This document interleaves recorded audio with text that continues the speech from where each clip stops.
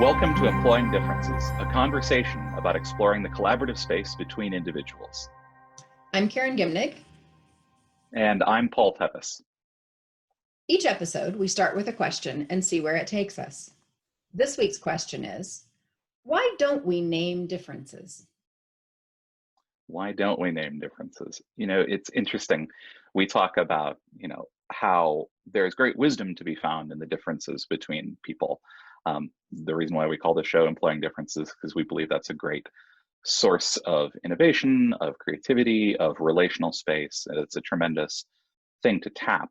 And also, we have a tendency to not name differences because I think in some cases, there's a cultural component to it. We've been told, like, don't point out that people are different, or don't point out that this thing is different in some way. And so for some of us, we've certainly been raised to, you can point out certain things and not others. There's a story in Robin DiAngelo's book, White Fragility, where she sort of illustrates this. She talks about being in the supermarket, and there's a mother and a child there, and the child looks over and the child sees a black man in the supermarket, and the mother and the child are white, and the child says, "Mom, that man is black." And the mom says, "Don't say that." And in the book, Robin DiAngelo points out, like, if the child had said, "That man is handsome," the mom wouldn't have reacted the same way. So there are certain things that we're kind of taught in our different cultures that it's okay to point out differences, and other differences that it's not okay to talk about. And the problem is that when we don't talk about them, we can't actually work with them. Mm-hmm. Yeah. And I think most of us at this point in the culture have had the experience of naming a difference and having people be offended by that. Mm-hmm. When we didn't intend offense and didn't realize that what we were saying would be offensive in some ways. And I think that comes from a couple of places. I think some of it has to do with the sort of culture and history of, people who, certainly relative to race, which as we're recording this, there are riots happening around the country related to race. So we're very conscious today, I think, about race examples. But it happens about other things too, that people who, if I grew up as a child being criticized, being judged, being left out, being even punished possibly for some trait in me, Mm-hmm. and then you point to it, I'm going to feel attacked by that, regardless of your intention. And so I think that's one of the dynamics to work with is, what do we do about that? Yeah, that idea, that unintended harm, right? I don't think anything of it when I point out this difference, and it is somehow meaningful and significant and painful to you. And then and then we might not interact very skillfully around that. Mm-hmm. Mm-hmm. Yeah. And so I think one of the pieces about what to do about this is to create a culture in which when someone's not comfortable, it's okay to say so.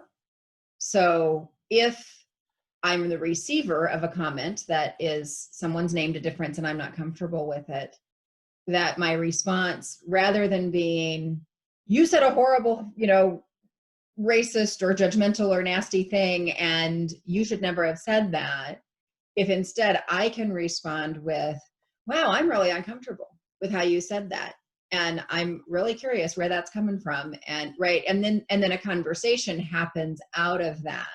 Right. And both people partner around, yet there's been a hurt here, and we both take responsibility for what we brought to making it happen, and have enough of a sense of relationship that we can say, okay, we're gonna start from the assumption that you weren't trying to attack me, Mm-hmm. and that when I say I feel attacked or I feel hurt or I'm disturbed by that you're also assuming that I'm not trying to attack you, but that doesn't make the hurt any less real or the need for sorting it out any less. Right.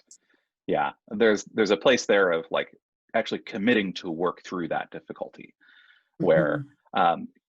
one of the things that can be really useful is for us to have an understanding that, when I say something that is in some way hurtful to you, I know that you're going to sort of name without blaming, right? You're going to name what you're feeling. You're going to name the effect that that has on you, and not necessarily blame me for doing it, but you're going to make me aware of it. And now now I can engage my curiosity and go, oh, wow, okay. I want to help me understand that a little bit better so that I can change my behavior in the future, so that I can understand it.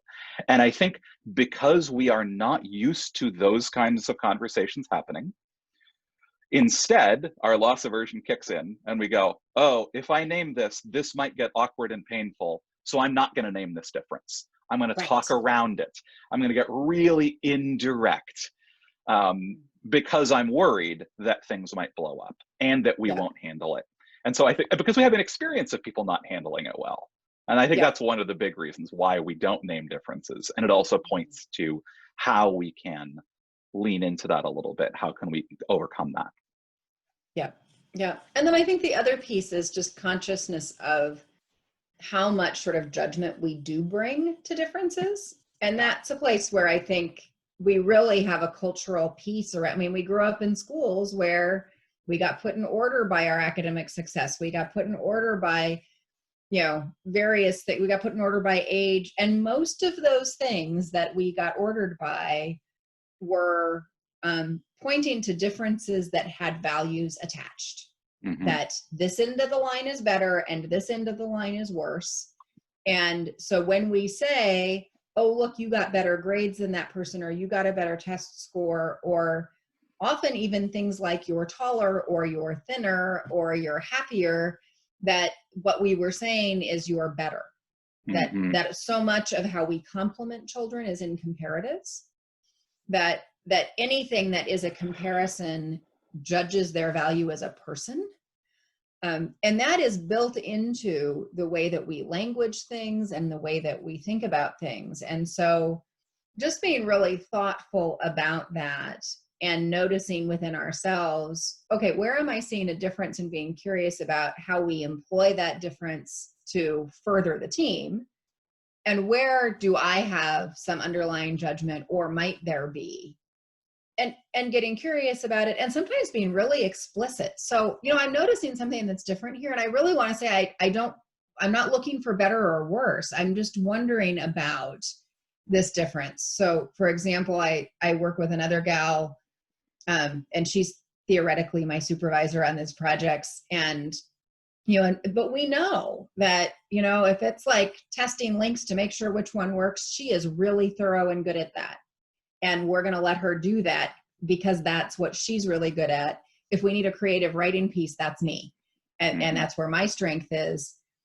And because we've developed the safety around that, we are able to say those things to each other and go, yep, that's me to do, that's yours to do, that kind of thing. But a lot of that's around language that could be really hurtful if it's framed in a different way. And sometimes the framing isn't in the language even as much as the tone. Sometimes we're not real conscious of it. So just getting really curious about, am I bringing up that childhood prioritizing or ordering or valuing differences, or am I really in my own head in a space of, I'm just noticing there's these two different things. What are we going to do about that? And sometimes when you're in that space of just the noticing, the other person hears the comparison. Because that's their frame of mind, that's their cultural background, that's where they're coming from. And then, to go back to the, then they get offended by that. Why would you say that? I'm like, hold on, let's back up. Right? But yeah, like comparison is something that happens all the time, even when we don't intend it to. And when we do the comparison without realizing it, other people hear the comparison when we may not intend it. And so, yeah, I think that is one of the things that also provokes the not necessarily great and useful responses. I think that the third piece of like why we don't point out differences is the kind of thing that underlies both of these, which is that we haven't created enough safety to feel safe to point out those differences, that there's a kind of relational space. It's a vulnerable move to say, hey, I'm going to point this thing out. because I'm opening myself up to the possibility of some sort of danger, a backlash, of something like that. It's a vulnerable move to do it, and if we're not feeling safe enough to say that, then we're not gonna. And so there's a piece of creating a strong relational web to create the safety, to know what is it okay for us to talk about, even if it's just slightly beyond the edge of what we might ordinarily talk about, because we need to. Yeah. Yeah. And I love it when I see teams that are able to say, I'm really glad you said that, and it made me totally uncomfortable. Can we talk about that? Like, I'm glad that's out, and I don't like what you said. Yeah. That those things can both be there, and you can celebrate like what's happening in the team, which is now we get to work through. Because I think you were talking earlier about how we so often say, well, I'm just not going to say it because it's not safe. And what I want to add to that is, and the person that you're with notices that you just dodged vulnerability, and that doesn't feel good to them either. Like, it's not as safe as we think it is. Like, there is that relational, and and we're really good as humans at going, there was something he wanted to say that he didn't say. And then I can make up the story about what that was or why he didn't say it, or right. So there are layers and layers of what happens almost usually unconsciously about this. And so again, it's the theme that we talk about over and over again of getting conscious about it and having safe spaces to say it. The thing I want to point at in what you said there is that we may not be aware that we're dodging it, and the other person is. Yes. We're so good at that. I was having a conversation with someone yesterday who, at 3 points during the conversation, got to the point of saying, so what's really important about this is, and then there was a ... and a topic change. And I pointed it out at one point, and this person was totally unaware that they'd done it.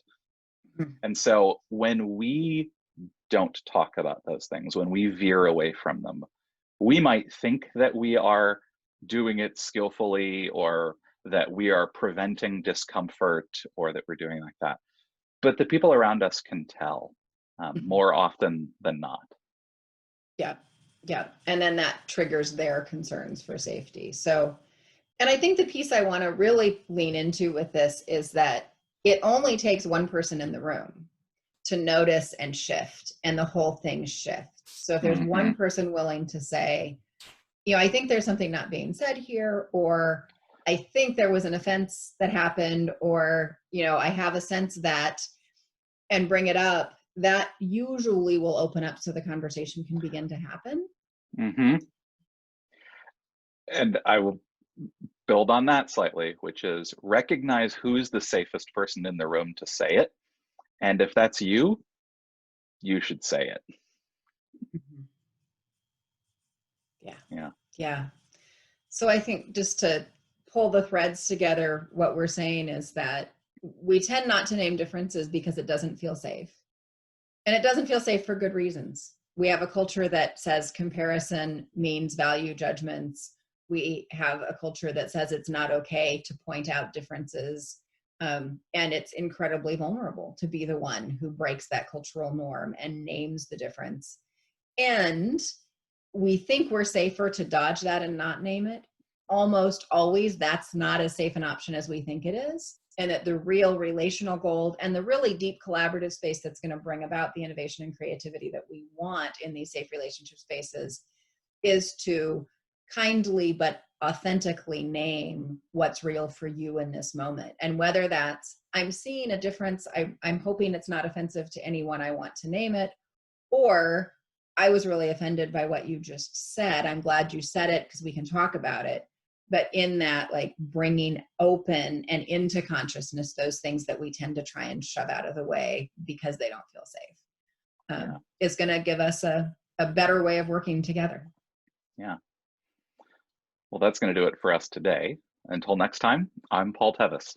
And I'm Karen Gimnig. And this has been Employing Differences.